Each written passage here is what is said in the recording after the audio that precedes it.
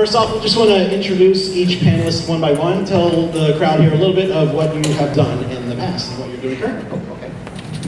Let's see, what have I done? Well, I've been in the Orlando area for 27 years. I worked for Disney Entertainment for about 5 of those, and then I freelanced for about 10 years. And I've been at Universal Orlando since then. And most of what I do, if anybody here knows what I do, it's I work on Halloween Horror Nights. Pretty much, thank you. Pretty much 12 months out of the year. Last year I also worked on the Tales of the Beetle Bard show over at Diagon Alley, while simultaneously doing Halloween Horror Nights, and that was a nightmare. But that's what I've been working on for the past 10, 15 years. Some of you might be saying, wait, I thought Mike Aiello was going to be here. And I'm Mike Aiello tonight. It's the Mike Aiello. Actually, Mike had to, speaking of Diagon Alley, Mike had to fly away to the West Coast to pick up some award or something. I was told there would be an award. I think it was from Italy. It said Fragilian. But, so my name is Kim Gromoll. I introduced myself earlier. I'm at Disney for the last 12 months. Only feels like 4 years. And I was at Universal for 15 years before that. I moved over there to do fun projects, and I've had a couple of really fun projects and cool stuff. So I worked with David on Halloween Horror Nights for a lot of years, and Mardi Gras and some stuff like that. And I did some stuff with Disney that I'll be telling you about as the hour goes on, and some stuff that I can't tell you about. And I'm sure there's a bunch of that on Sure. the stage. That's me.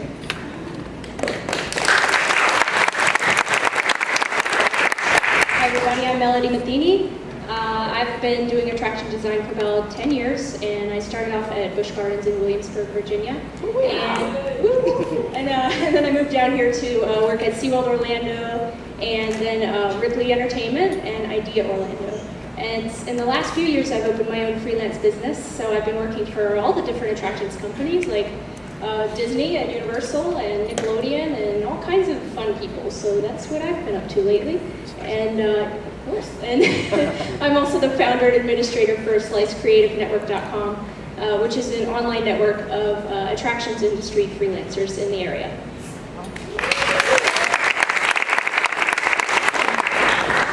Hi, I'm Bobby Bascombe. I've been a lighting designer for almost 40 years. 40? Well, yes. my first tour was with Bob Marley, his last tour. Woo. Oh, yeah. I also helped create the Universal Entertainment Lighting Department, because I'm also connected with Universal for the past 23 years. And now I'm back on the road freelance, and I do a lot of rock concerts, I do a lot of reggae concerts, getting ready to go out to Europe, I'm making Minaj tomorrow. I also do Maxwell, I do Shaggy, going on and on and on. At the same time, I got 2 kids and 1 grandkid.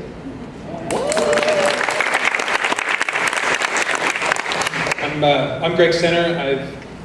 I started in the theme park business on accident in '96, working in venue. Went to LA, came back, started working with the events team with Bobby. Mostly, I've done scenery throughout my life. Took 2 years off, did live sound reinforcement, working with Bobby on the stages at Universal. After doing scenery with Kim, actually for a couple, and David with Halloween Horror Nights, which I think the official count, I've done 12 Halloween Horror Nights, which is nowhere near these guys, but 12 was enough for me. I don't even take my kids trick-or-treating anymore. But I ended up leaving Universal and started my own company. There's one guy that used to work with me, Gary, there. He used to work with, Gary over there. Maybe there's 2 people that used to work with me. So I was a vendor for about 4.5 years, ended up selling it, and although I don't regret that time, I would never go back to being a business owner, ever. Good luck, Brett. God bless you. So I'm back with Universal now, Universal Creative. In the last few years, as a vendor, I worked on Harry Potter Forbidden Journey as a project manager and on-site superintendent for the ride scenery. Just recently opened Gringotts. I'm a little bit jealous of Mr. Aiello because I kind of wish I was out there at the Theo Awards, but I made a commitment to Kim a long time ago to be here, and plus I didn't get invited. So here I am, and currently working on a lot of projects I can't talk about. And so don't ask, thanks. Glad to be here, thanks. What's that? Yeah, but Hi, I'm Katy Thomas. I'm a mechanical engineer. I work for Walt Disney World. I've been in Orlando for 9 years. The majority of that time, been working for design and engineering department. I supported attractions in various capacities during my time there until about 18 months ago when I switched to our team that supports creative entertainment exclusively. So I now spend my time doing parade floats and show action equipment design and those types of things, but kind of run the gamut through the years. I don't own a business. I wish I did. It's hard. It's hard. All right, thank you very much. So I'll start it off here. 2014, big year in Orlando, and I just want to know each one of y'all can talk about what the big project you worked on last year. You can talk about that guests can see nowadays. Okay, go ahead, Nick. 2014 was a changing year for me because a year ago, right around now, I moved from Universal over to Disney. And my first project there, I think, is the one that I'm most proud of and had the most fun doing. It was also the craziest because we put in the 20th anniversary of the Lion King show.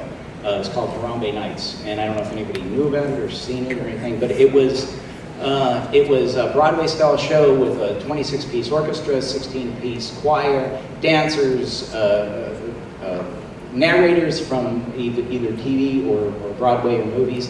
And the way we had to design it is I had to be able to bring the set in an hour and a half because it was in a venue that already had a show. Bring it in at the last show of the day and then set it up, run the show, and then strike it. So I had to design a set that had all of those components look like the Savannah, and it worked out pretty well. It was a good show. And, it had a high guest satisfaction rating. Everybody loved it. So I think that was my ace this year. There were some dogs on it. I guess probably the biggest or highest profile thing I worked on last year was, as I said earlier, the Tales of Beetle Bard out at Diagon Alley. And it was, it was chaos from beginning to end.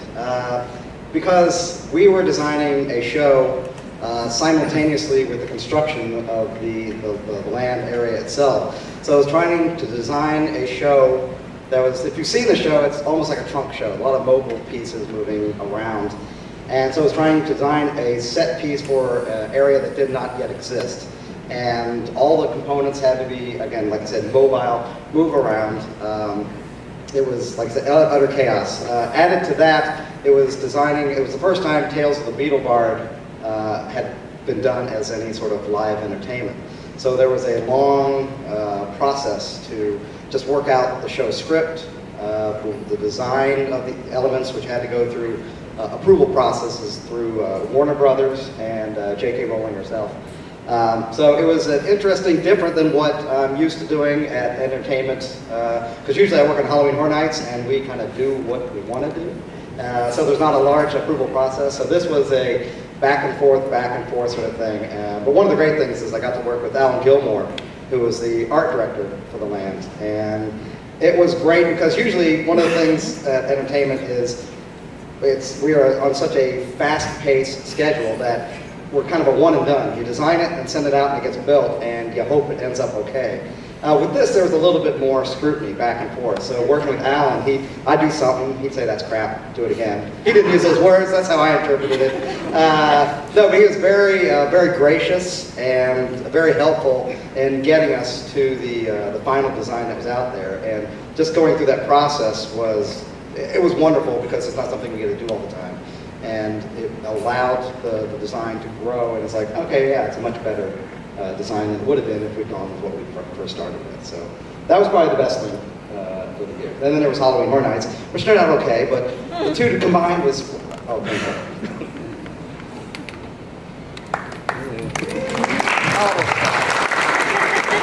All of my projects, unfortunately, have not been released yet. For like the last 2 or 3 years, it's ridiculous. So next year, we're going to have a lot of very exciting rides and shows happening in this area, and in Tampa, and in Dubai. and you will see my work then. Until then, I can't talk. Goodbye. You did a little bit of Pantopia. Oh, wait, Pantopia. I forgot about Pantopia. Yeah, I did the Pantopia signage and graphics in that area, Busch Gardens, Tampa.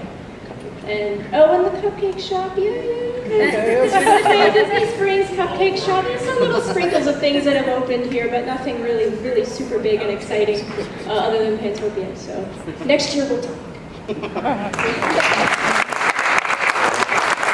Just listening to you guys, I remember the fun days. It was fun. It was really fun. Last 2 years was basically in one project. I was out on the Yeezy store with Kendrick Lamar and Kanye West, and it had its challenges because we're talking about two different people. I mean, totally different people in one person, that is. On the stage, he's one thing. Off stage, he's a totally different person. But it was good. It was a learning curve because, unfortunately, he's a genius. I have to admit.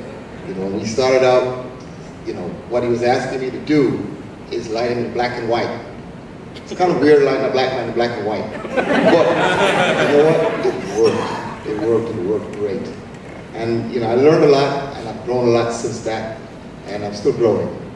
Towards the end of the year, I picked up Eminem in Australia and South Africa, and now I'm back to doing a normal tour again.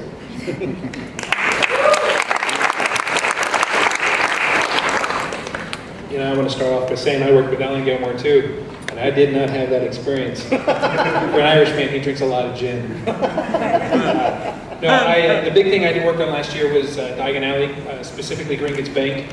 I was the show manager for Gringotts Bank and the attraction, which basically it means that I was kind of the liaison for Universal Creative. We have several different kind of groups within that group. It's kind of a combination of a ride and show team, our facility team, which is the architects, and then the creative pie in the sky guys. And so my job is largely to take the creative intent and to have it fabricated and built into that facility around the ride. So the queue line and the ride itself, it was my job to take the pretty pictures and Alan's art direction. And I joke around about Alan. He's a pain in the ass, but he's really smart, and just specifically about architecture and architectural history. He's just really knows his stuff. And more specifically, who he would consider his boss, Stuart Craig, is one of the most unassuming, brilliant men you will ever have the grace to meet. He is absolutely amazing to work with. He's one of those people you work with and you're like, wow, he knows what he wants, he knows how to articulate it, he knows what he doesn't want, which in an artistic world is a really big thing, knowing what you don't want. And to do it without the arrogance that some people might have in his situation. I mean, the guy's been nominated for 7 Oscars, won 3. He is just amazing. So that was probably, out of everything, one of the most memorable things is to meet Mr. Craig and work with him. That was a fantastic experience. But outside of Gringotts and Diagon Alley, I was responsible for the theming on Hogwarts Express, which basically, although we had a ride manager Justin, who did a fantastic job managing the engineering and all those mechanical cross the T's, dot the I's things on the ride. It was very interesting working with a ride manufacturer who is very cut and dry, and to trying to explain to them that here we have this product that we want that looks like it's 100 years old, that's been painted 20 some odd times, and probably painted with a push broom. It really wants to look like something that is just caked in paint and was never sanded down and never cleaned up. It was just painted over the grease. So to work with their painters, we had some of the film painters work with, and film painters are interesting because they have the unique experience of being able to create a specific look until the camera says cut. And what we do, we have the unique experience of trying to make it look that good for 20 years and be maintainable. So to have people that I've been blessed to work with, some of the most, in my opinion, the most talented painters in the world, and to partner with some of the most talented scenic painters for film, and marry that into a product that looks the way it looks on film and can stand up to Florida environment is just one of the very profound moments in my career. So although as much as I love the whole project, that specific element was probably, it really stood out to me because it's a marrying of a lot of different applications of the entertainment industry into one final product, and that was very moving. I really like that part of it too, the attraction stuff. I worked on a lot of projects last year that I enjoyed, several that were the development of things that will be coming to fruition this year, so don't count those. But kind of touching on what Kim talked about, I worked on the Festival of the Lion King theater rehab at the beginning of 2014. So I'm sure most of you know there's a fairly large construction project going on right now at the Animal Kingdom, and it's taking over the portion of the park where the Festival of the Lion King show was originally located.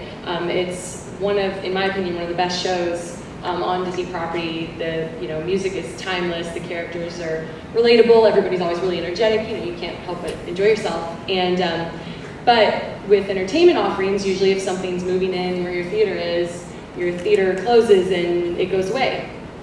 So it meant a lot about both the value of the show to our guests as well as to the company that they chose to build a new theater, a better theater, and move the show over there. So specifically the portion that I worked on was the care, recertification, and transportation of the 5 scenic wagons that are involved in the show that have the 4 puppets on them, and then our center performance platform where the tumble monkeys do their tricks and gymnastics and everything. A chunk of those scenic wagons actually were originally parade floats at Disneyland. So they were taken off the streets and put indoors in this delightful air-conditioned environment, and we're now going to be exposed to the elements for the first time in a long time. And on top of that, lifted by a crane set on a flatbed truck and driven over several speed bumps, which, sounds easy until you try to do it. It was quite the undertaking. So it was a matter of creating new models for these scenic wagons so we could measure the different acceleration forces they experienced in the existing theater, do an inspection on them both pre and post moving to make sure we knew that they were still in good condition, that they hadn't nothing had slipped off or maybe gotten a little overloaded. And then once we were in the new theater, testing them out, making sure that, working with our controls team to make sure that they went to their correct spots, parked correctly, and that no changes in the topography of the theater or changes in their show profile, which they tweaked a little bit, caused any additional accelerations that would eventually, contribute to wear and tear on the vehicles. So that was a really special project because I got to be in there it was my first big entertainment project, so I got to be in amongst, dancers and singers and people that were really great and very passionate about the show and wanting to make it very good and passionate about what I was doing to help with that. And something that came out of that I find very special is, one of the reasons I'm here tonight is because my mother passed away from cancer in November, and in her last trip here in September, I was able to call on my Festival of the Lion King friends to help make a special experience for her, and we were able to go to the theater. She was able to see the stuff that I worked on, and then we had a meet and greet with the cast afterwards. So that's the neatest thing I worked on in 2014.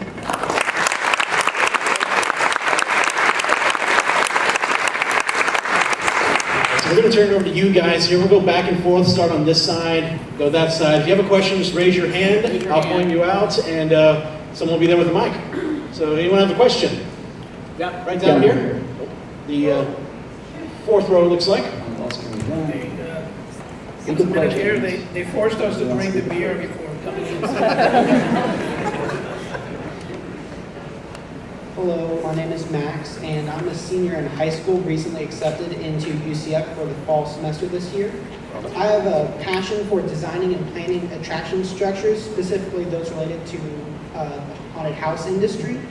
I personally helped design a small haunted house for the city of Cape Canaveral's small local event, Halloween event this past year. And in regards to education, what degree or course studies would any of you suggest I take or in order to be a part of the art and design teams at any of the theme parks? Well, I'd say the first thing, if you're looking to get into Halloween, or really any design, either an architectural course or theater, or a combination of the both.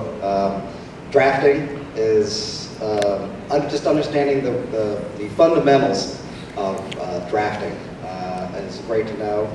And then any art classes that are offered. Now, if there's a theater program, they're going to have all of that there. But also bone up on Photoshop. SketchUp is a great program to learn. But I would say anything in the, and I'm not real familiar with what colleges are even offering these days, but I would say the theater departments, if you're looking as a major, or again, architectural classes. And I believe more colleges are offering themed architecture as a major, which when I was going to school didn't even exist. It's like if you wanted to do theme stuff, you were just an idiot. It was architecture was over here, entertainment was over here, and over the last 25 years they've kind of merged. But that's what I would say, start with. That would be the good thing. Anybody else? Go ahead, Greg. I've had a couple opportunities this last couple of years to speak with high school students, and much to their, and I can't say that. I would say that the teachers were probably not interested in hearing this, but Don't do it. in entertainment, other than they don't do it, I would say that realistically in this business, depending on what you want to do, you want to be a producer, a director, an editor, above the line in film, there's certain things that if you want to do, you absolutely have to have a degree. Largely in this business, contrary to a lot of industries that are out there, education is only going to get you so far. It's really the interview. It's having that opportunity to get your foot in the door. It's having the moment where you transition. I know, personally speaking, now I wasn't a designer originally. I was studying some design. I've learned more in doing than I ever learned in being taught. One of the groups that I was part of as a business owner, we had a mantra: if you learn something every day, you succeeded that day. And you can go to a 4-year school and get a degree, and you can go out and learn everything that you're going to learn in 6 months as a freelancer. Now, that doesn't apply to necessarily everything, and I can't say that that's going to guarantee you anything. I went to school until I had a job. And once I had a job, I stopped going to school because I was making more money than my teachers. And that's not always the case. But anybody that wants to be in this business, you have to understand, if you want to be in this business because you think you're going to get rich, go do something else. If you're going to want to be in this business because you think that it's glamorous, go do something else. You need to be in this business because you're passionate about what you want to do. And anything else, even a little bit below being 100% committed and passionate about what you're going to do, just do something else, because you won't succeed unless you're willing to put everything about you into what you do, or you just won't succeed. I'm going to say one thing. In our first forum 6 years ago at Mad Count, someone asked that very same question, similar. And Rich West, who a lot of you guys know, he said the best thing I've heard in all 6 forums, well, we don't know about this one, but anyway, in 5, he said to the person, he says, do you have a pencil? Write this down. Follow your bliss. Do what you're, and if you take that a step farther, do what you're passionate about. You said passion. We just spoke to about 20 SCAD students, Savannah College of Art and Design. Any of them here today? Yeah? They're probably coming. Oh, there we go. We spoke to about 20 of them 2 days ago. And there were, Lon was up there talking to them, myself, and a bunch of other folks. And what we kept saying was, what I kept hearing was passion. If you're passionate about it, just follow your passion. Do what you like to do and do it a lot.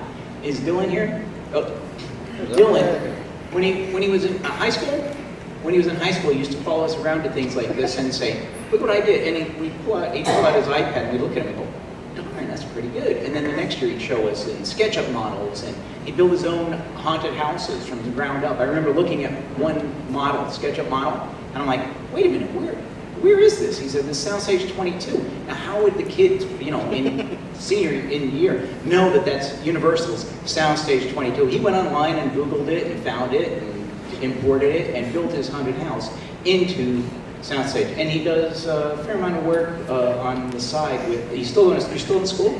He's still in school, college, but he does work with the group over at Universal. Follow your bliss. One thing I was going to add to that, and Greg made me think of it as he was talking. Also, just, if you want to go into technical theater, that's great. If you want to be a designer, that's great. But if you're going to learn design, go out and learn how things are built.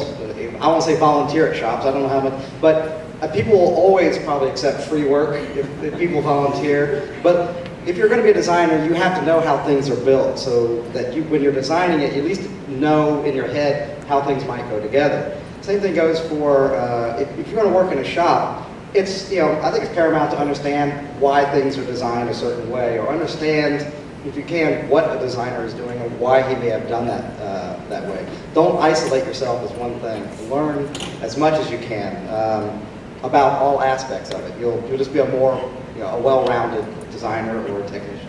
Oh, Katy's got something. Wow, you can we're going on and on. We'll still answer your question. Kind of building on what you just said, understanding why things are built, understanding that's something as an engineer, my job is to review a lot of, you mentioned earlier, you send the guy to design and then he says that's crap and sends it back. I sometimes have to say that, and it's sad. Only because it has to conform to certain laws, it has to be built a certain way. Yeah, the laws of physics. Gravity. And so what I would say is, when you're pursuing something passionately, I thought that was fantastic advice, because someone who pursues something passionately goes out and finds every aspect of anything that could be possibly related to what it is they're interested in. And one of the things that is so key, especially now in the industry, and it's building more momentum, it's understanding, boring things, but vital things, like what is a standard code for this particular type of construction? What is the laws that you have to conform to? There are amusement laws that have to be conformed to, and any major theme park organization has to conform to that. The more you know about that, the more you can be on the front end with your design, to where you're not going to come up with this thing that's beautiful and creative and then watch it be carved down to conform to something that unfortunately the law says it has to. If you get on the front end of that, you can still create something that's fantastic, and oh, by the way, conforms to all these laws, and everyone loves you. So. Yeah, and just a quick note, and speaking to that, outside of the fact that I never finished my degree, I constantly have to educate myself. A great deal of my job is dealing with fire codes and understanding what ASTM is and understanding what the fire codes are locally and regionally. You really need to understand materials. So it's not just about saying, oh, I don't need the education. It's just what you can learn in a classroom and what you can learn from your peers. I know Kim Gromoll's taught me more about design than anything else I've ever learned was from that man. So you really need to make sure that the concept of education doesn't need to be tied to the degree. The concept of education needs to be tied to you educating yourself on the tools and the information you need to succeed. Very good question. Thank you. Next question, right down here, front row, or second row, I should say.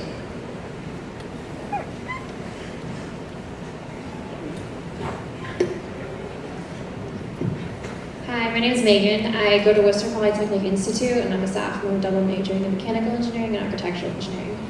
So I'm currently participating in the Disney College program in the Buzz Complex for attractions. And I was curious how much, I want to do as many opportunities for a college program and internships as possible, but I don't know how much I should put off school versus doing the internship. So I was curious how you find that balance, and I want to get in the Universal or Disney side of making rides and stuff like that, but how much should I put off the school to be able to do that? So, did you say you got accepted to the college program, or you're? Yes, I'm participating in it. Or you're participating in it right now? Okay, yeah. That's it. We get that question a lot, and I will start by saying this. I do know people who have come down and done the college program, who are engineering majors, who have, through doing PDS and doing networking events, doing Disney Ultimate Engineering Exploration, they meet people and the stars align for them, and that is getting your foot in the door for an internship. So certainly, you're here, you're doing the college program, take advantage of those opportunities. That's going to help you. If that leads into an internship and you're already here and it's a great internship, I say continue on. Where we see putting off school becoming an issue for people is when they stay in situations where they're just trying to be close to the company, but they aren't actually doing something that builds their education, that builds their experience, that builds their network, that helps them when they get back to school. It becomes a delay and not an educational experience that will enhance them. Only you can know what's right for you based on where you are in your schooling and how interested you are in the internships you've been offered and how good you feel about what you're learning. You know, there isn't a rhyme or reason to it. But I think always look at, you know, when you've got an offer for an internship, is this something that is going to benefit me both professionally and educationally? And if so, then in that way you're continuing your education. If you get to a point where you say, well, this is a good internship, but it's not really the role I'm completely interested in, and I don't see it continuing to educate me in a way that will be beneficial to my ultimate goal, that's when you have to say, you know, I think it's time for me to go back to school. And if you've built a great network and you've done a great job, then you'll be fine trying to come back. You'll be able to keep connected with those people. It's not like you're looked down upon for continuing your education. So I hope that helps. Next question. Up here, fourth row.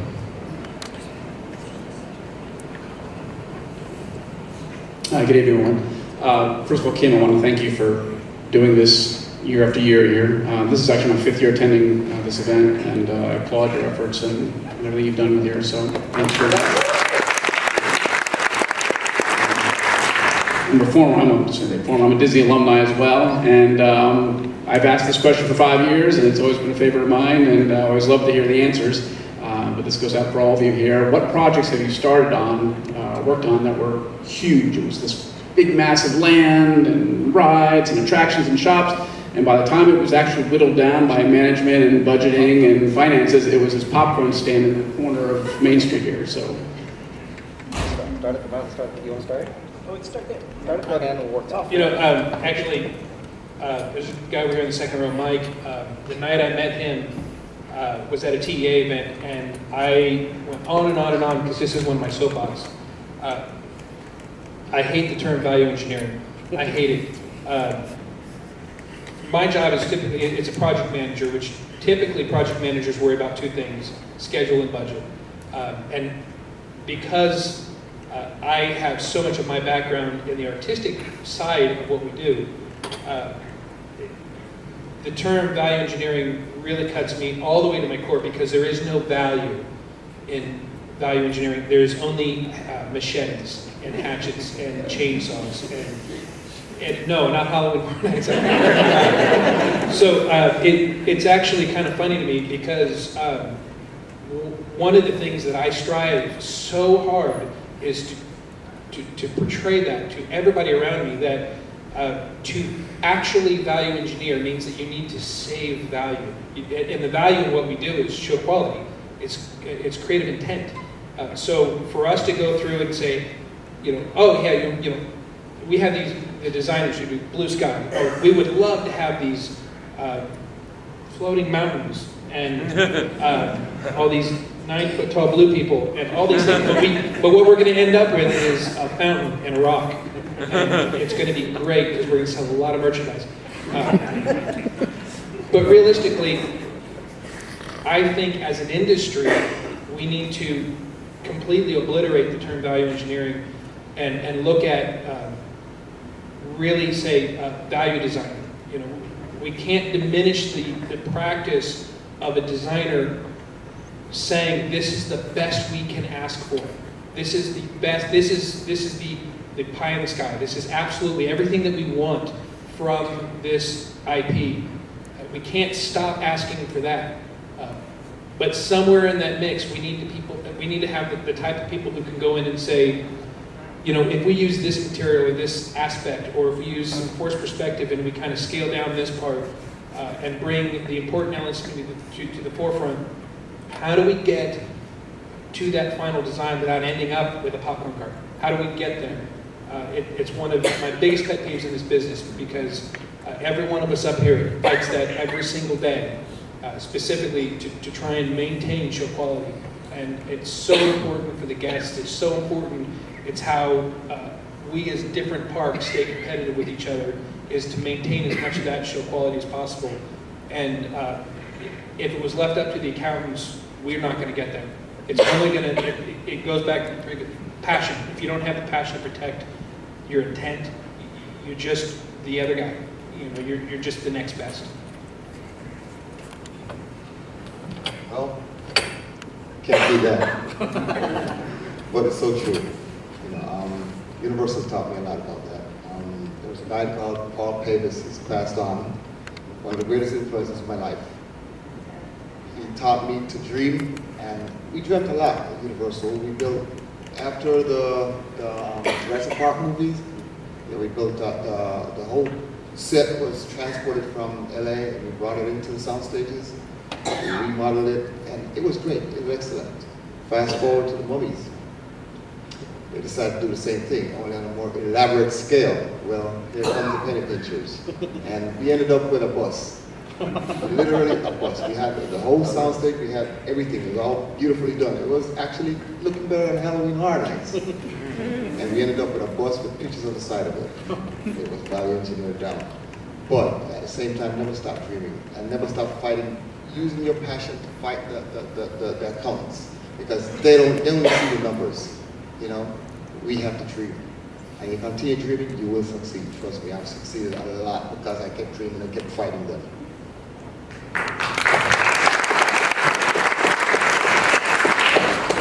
I have a sad story for you. I was working with a company called Idea Orlando, and we were working on a historic cruise port in Jamaica. Bobby's from Jamaica. Yeah, Falmouth. It was the historic port of Falmouth, Jamaica. And we worked on this for several years, and the team and I, we put so much passion and energy and research into really finding out the history of the country and the history of the city, of this beautiful 18th century port. And we wanted to create this tourist experience for all the cruise passengers coming there to really understand the importance of Falmouth in relation to all of the country of Jamaica. And we put so much effort, and we developed entertainment programs and all these different methods of explaining the historical aspect. And in the end, the company who was in charge of the port, which was not the country of Jamaica, surprisingly, it was actually a private company, they cut it all out. And in the end, we have this beautiful architecturally designed port. It's beautiful, and people come there, but it just feels empty right now. So we're trying to fight right now to work on getting the history back into the port. So we'll see if we're successful or not, but that's my story.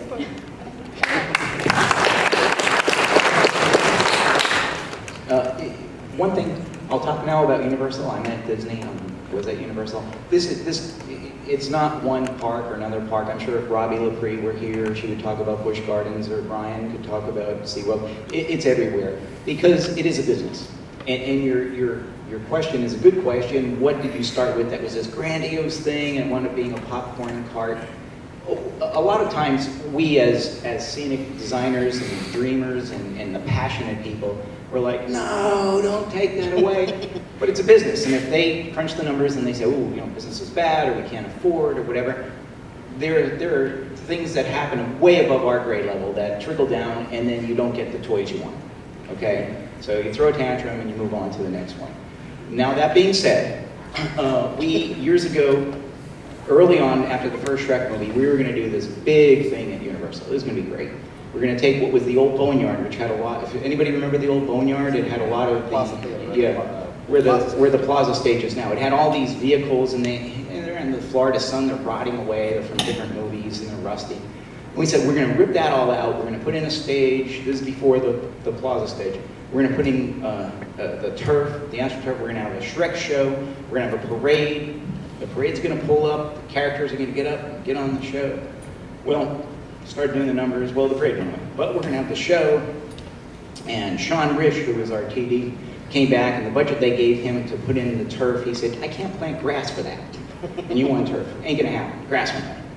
And then the show went away, and the stage went away, and we wound up putting in a lollipop that said, see Shrek at these times. And we had a Shrek guy that would walk out there and you'd take a picture with him. Now, years later, they put in a whole Shrek theater, David did the Donkey and Shrek meet and greet, which is beautiful. I mean, that was a beautiful thing. So it wound up happening down the line, but at first, we were so excited that whole first summer with the drawings and the things and everything, and then it just got doom.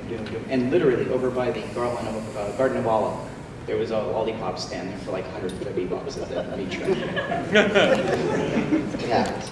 The one I'm going to talk about isn't anything I even worked on, or worked on very little, but one of our designers at the time, Rich West, kind of spearheaded this design. And it was at one point when we were over at the Island of Adventure, our Halloween event was taking place there. And Rich had designed this, the park itself wasn't large enough for a big parade. So we come up with the concept of doing sort of mobile parade carts. So they'd be pushed by hand, but there was this elaborate, probably 5 or 6 different designs. I mean, just really cool, just really awesome stuff. And it, the numbers came back. It was high, but they were going to go for it. But this is a case where it didn't actually go away because of money. It went away because of logistics. And if you've been to the park, which I'm sure most of you have, it went away completely, which was very sad. And but the reason it went away is that it was a great parade, but there was no place for anybody to see it. If we put the parade floats along this route, you can only have like one person standing on the sidewalk, and they probably get their toes run over by each of the cars.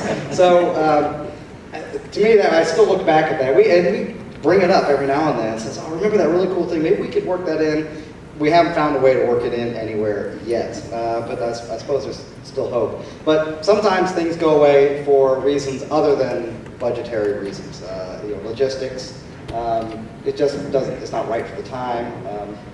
So you move on to the next thing. Sometimes there's a happy story too. Anybody here know? You remember 2008, the Pumpkin Alley, 400 pumpkins. Well, Michael, Roddy, and myself, Roddy wrote that, and I was kind of the impetus because I used to go and buy those little dollar pumpkins on the off-season, light up time that you buy at Walmart for $1 or 50 cents at yard sales, and I would have 50 or 60 of them. Yeah, and I put them out in the yard, and in my yard would have 60 pumpkins in it, and it looked pretty, and I have them in the trees and all over. And I said, wouldn't it be cool if we did 500 pumpkins? Wouldn't that be cool? And everybody said, that's a great idea, let's do that. And we had doors that were it was gonna be traditional Halloween, and then they saw the numbers, and their head exploded with the numbers. Because you have to realize, for every pumpkin, because it's on a dimmer switch, so if a pumpkin's 30 feet in the air on a branch, it's got to have a cable running all the way down and into a dimmer rack. We had 8 dimmer racks. So the cost was coming back. It was enormous. There should be no math in this conversation until she talks. But the numbers were enormous. And they said, no, we're cutting it. And Roddy and I, specifically me, I'll say it, I'm like, no, this is going to be the coolest thing. You don't understand how cool this is going to be.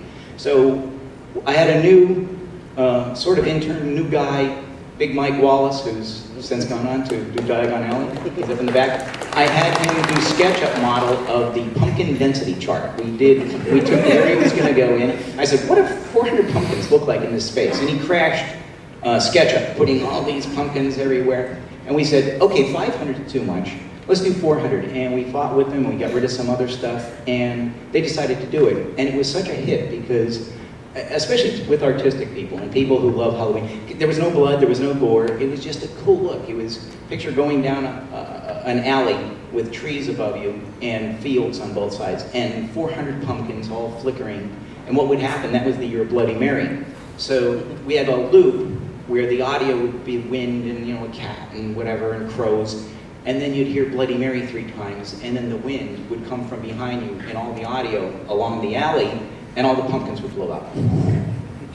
And then they'd all twinkle back on, 2 here, 3 there. And so that was one where they wanted to kill it, and we just wouldn't let them.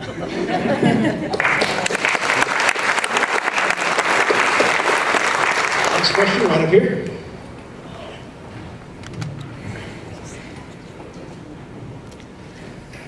My name's Chip, and I am a senior advisor at Apple. I do tech support.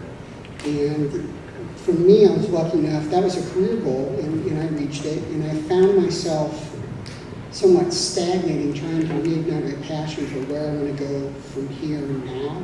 So when you guys, your projects can flip so quickly, how is it that you're able to reconnect and re-energize and get excited about what you want to do next?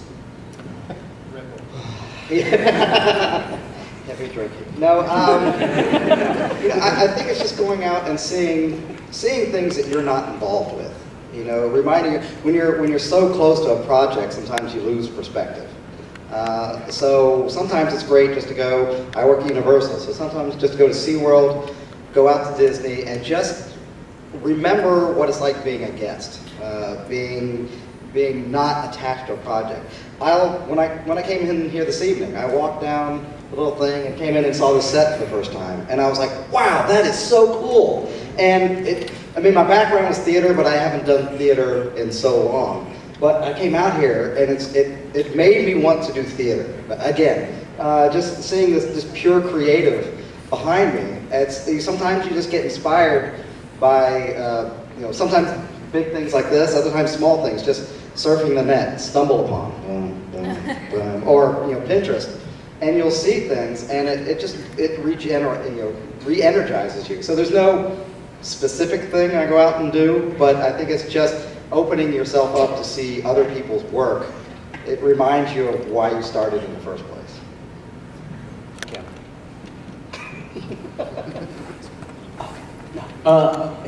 One of the things, I love Lon Smart's office. You ever go into a serial killer's office and the walls are just, there's stuff written on every, it's just like, so you go into Lon's office and there's not an inch on it that doesn't have pieces of paper that he printed off of the internet. And it'll be a painting, a drawing, a sketch, something that he sees it on Google and go, oh, print, and he sticks it on the wall. And you go in there and you go, look, that's new, isn't that cool? And it's inspiring to walk into the guy's office. So whatever inspires you. He had an extra ticket, we went to see Phantom. I've seen Phantom before, and I love it. We went to see it, and at the new Dr. Phillips.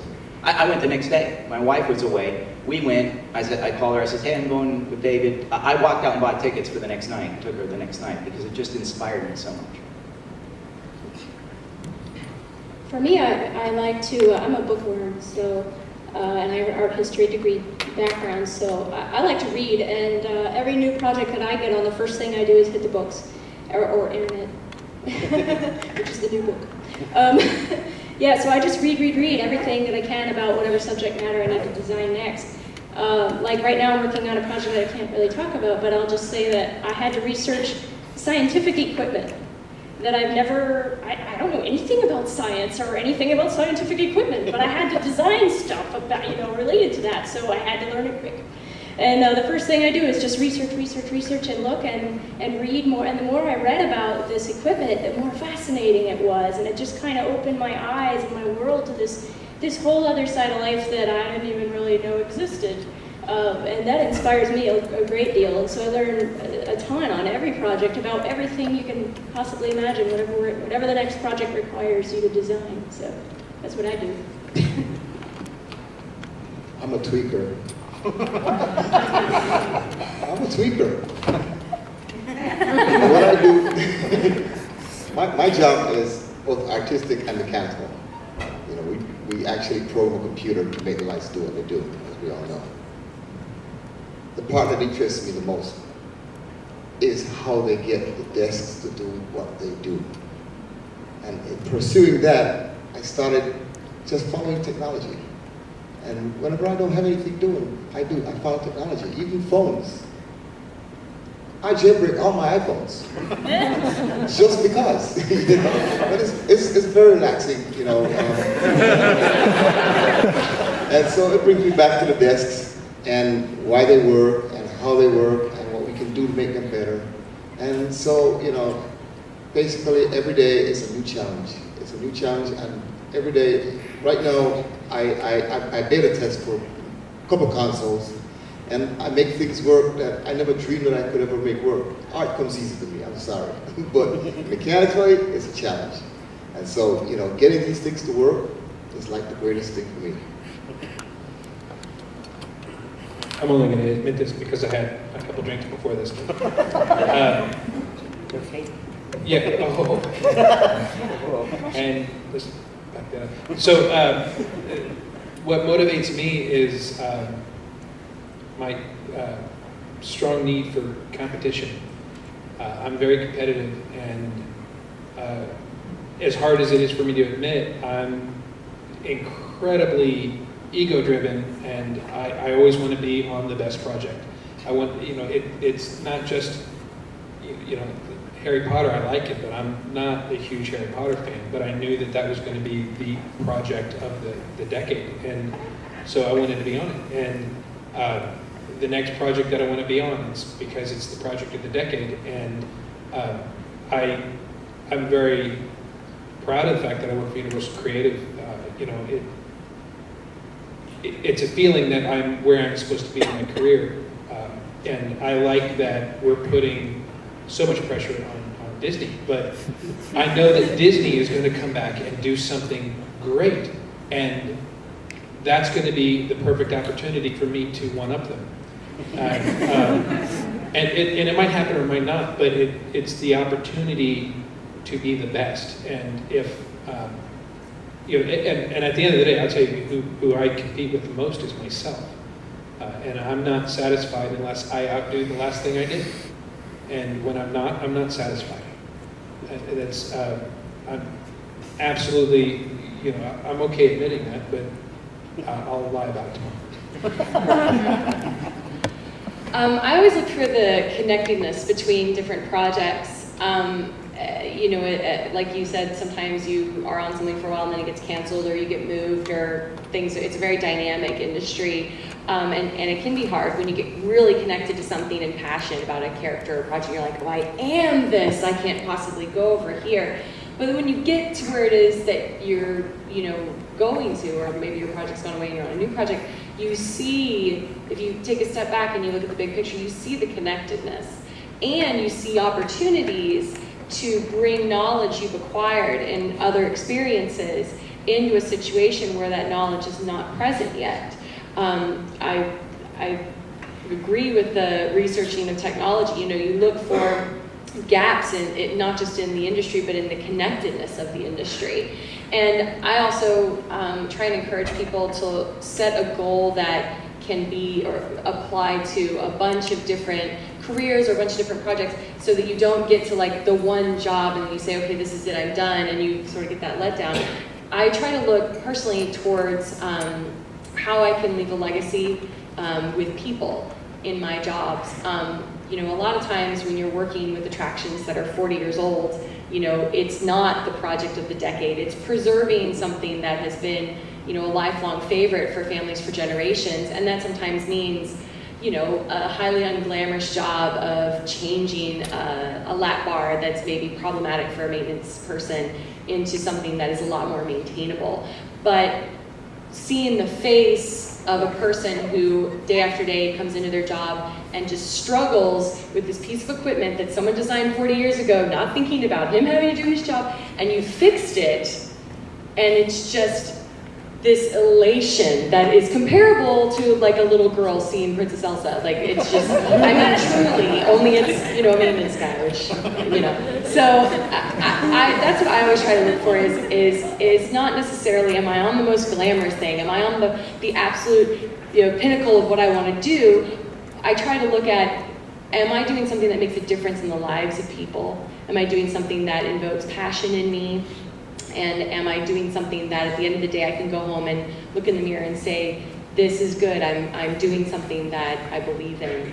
And when you look at overarching goals and overarching themes, I think that you're always going to believe in what you're doing. Thanks for sharing that.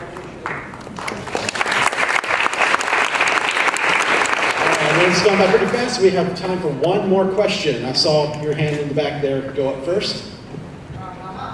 Last question.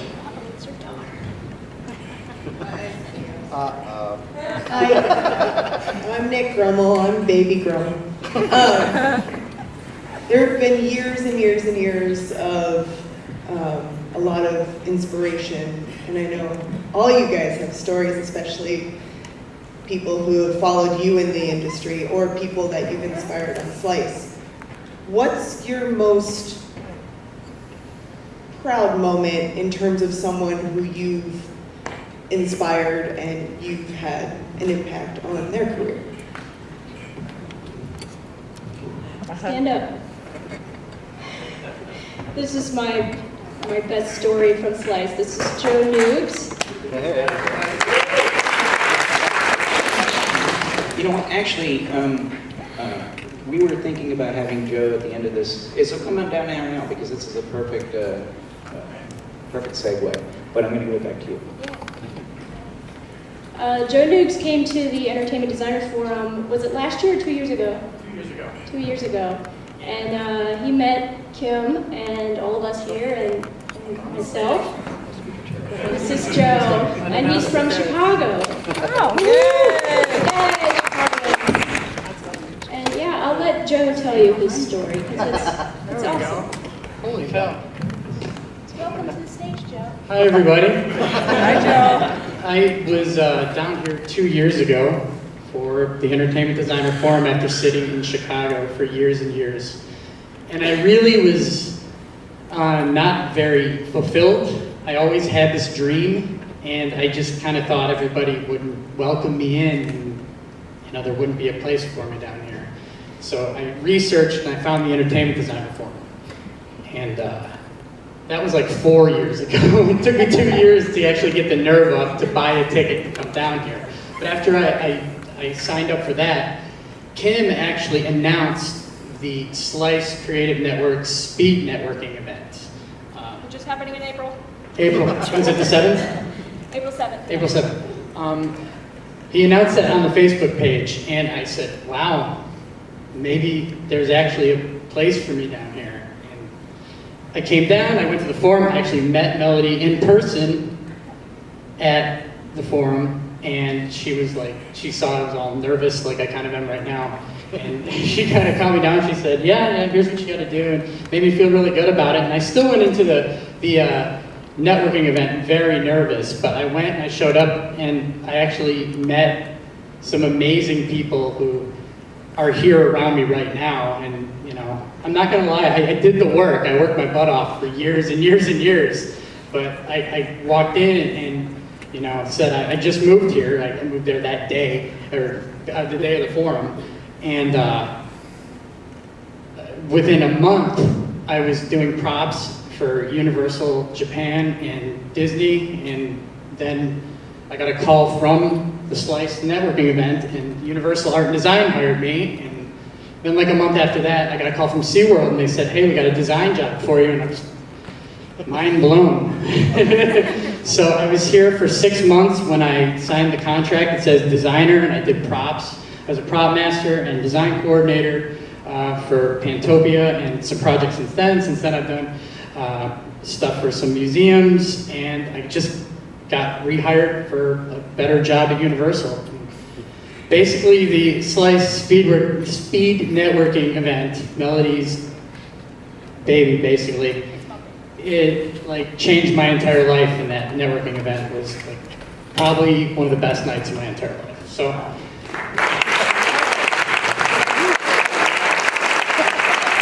Anyways, thank you guys for everything you've done. These are good people. Wow.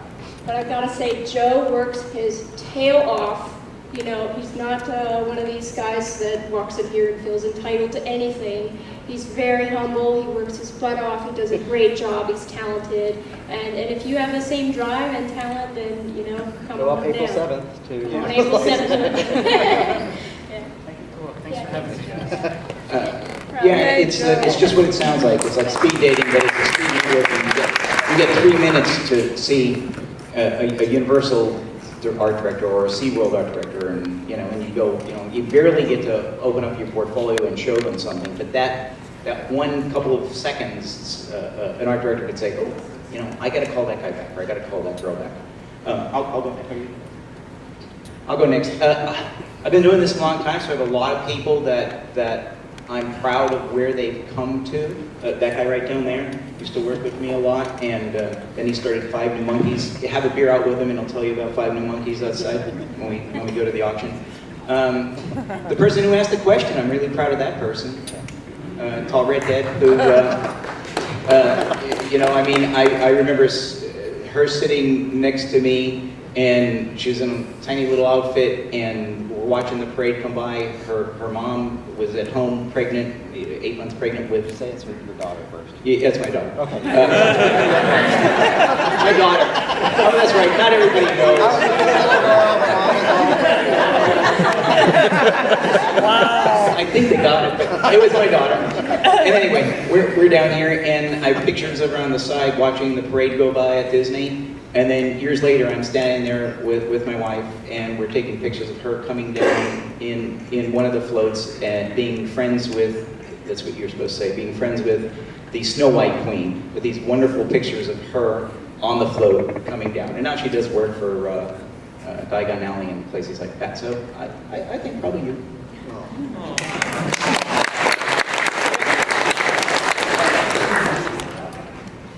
I just gotta say, I'm proud of the folks that started the lighting department with me at Universal Studios. All those kids came in, they came in hungry. They came in, most of them basically had no experience, but they were hungry and they learned. And now I'm proud to say that a lot of them turned out really, really, really, really well in this industry. I'm very proud to see them. I see their names. I've got people at Hard Rock. I've got people at on tour with JC. I've got Tony Humphrey, that's Universal Creative, and it goes on and on. And right now, the department is one of the best departments in Universal. Everybody wants to work there. So that goes my heart here. I'm going to bring this down a little. A few years ago, within the first year or so of opening my business, we had a kid, he was one of the bar friends for some of the guys I worked with. His name was Henry. Henry was a really good kid. He didn't have a lot of skill. You remember Henry? Yeah. Just a young kid, and we were doing Halloween Horror Nights, and he was our runner. He was, you know, just the guy that would run around and do whatever we asked. If you needed him to paint a wall white, or you needed a guy to go to Home Depot. And after Halloween, or somewhere around that time, we did Extreme Makeover Home Edition, and you know, most of my guys volunteered. I paid everybody 40 hours that week. Everybody, I don't think there was one of us that worked under 90 hours that week. It was insane. And right after that, we didn't have much, and the hours dropped down, and I wasn't using it. And he came in one day, and he got in my face, and he was like, I don't know what you want from me. I busted my hump, and I've given you everything, and I might not know what I'm doing, but damn it, I really want to be here, and I don't care about the pay, I just want to do this. And I'm like, okay, dude, nobody's working, I don't have any work. But as soon as I have something, I promise you I'll put you on it. And we were getting ready to start. We did an independent Halloween event that year, and right as we were getting ready to start it, he died in a car accident. And it really sucked for a lot of us. And we ended up naming one of the haunted houses after him, Chef Henry's. And he was a cool kid. He was a really cool kid. He had been a chef, but most of all, he had recovered from a lot of really hard times. He had gotten in a lot of trouble, drugs, alcohol, everything else. And opening night of the event, his mom came, and we dedicated the house to him, and she hugged me and she said, I don't know if you know how much my son looked up to you. And all he wanted to do was to impress you and to show you he can do it. And he wanted to be a better person so he could succeed in what we do. And Henry was an awesome kid. He was just an awesome kid. And I know a couple of you guys know him. And that was somebody that I inspired that I didn't even know until it was too late, but he was awesome. I don't know how I'm going to follow that. Mine's a little more traditional. I got involved, my very first year with the company, I got involved with mentoring interns, mainly because they were the closest to my age. You know, moving down here is hard to make friends sometimes. So I was like, hey, interns, come hang out. And before I knew it, I not only made some great friends, but you know, helped people get into careers that they were passionate about.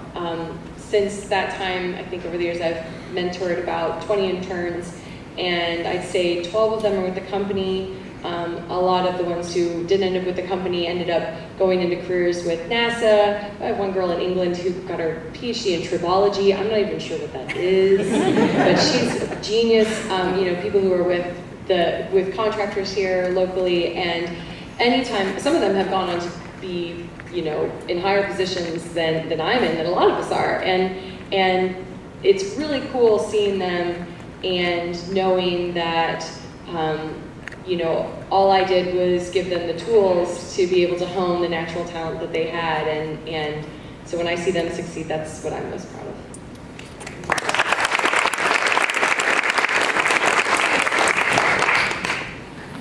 Okay, I hesitate to bring this person, or talk about this person, because I don't know how much, I mean, we talk about you're proud of someone that you inspired, so that, I don't know if that inspired this person, but